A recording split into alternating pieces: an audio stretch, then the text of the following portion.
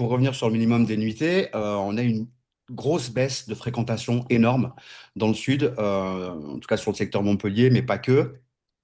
On a eu une baisse de fréquentation, personne ne s'y attendait. Et effectivement, on approche début de saison et on voit que voilà, ça bouge pas, les calendriers restent vides. Et ce qu'ont fait la majorité des propriétaires et des gestionnaires, c'est qu'ils ont baissé leurs prix. Ouais. Moi, j'ai suivi une autre stratégie. J'ai pas baissé les prix. J'ai laissé les prix plus élevés que mes concurrents, mais j'ai baissé le minimum de nuitées. Et là, on a fait un carton, quoi. Tout le monde Ouais. pleurait en fin de saison. En gros, on n'a pas fait notre chiffre.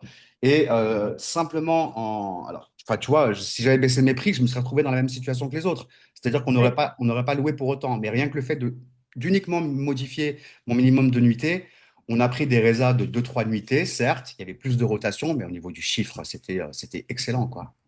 Ouais. Ouais, en plus, dans ces cas-là, ça valorise encore plus la rareté de cette disponibilité. C'est-à-dire que sur cette disponibilité, il y avait peu d'offres. Du coup, bah, en effet, les prix peuvent être encore plus hauts parce que la période est forte et que c'est rare, quoi.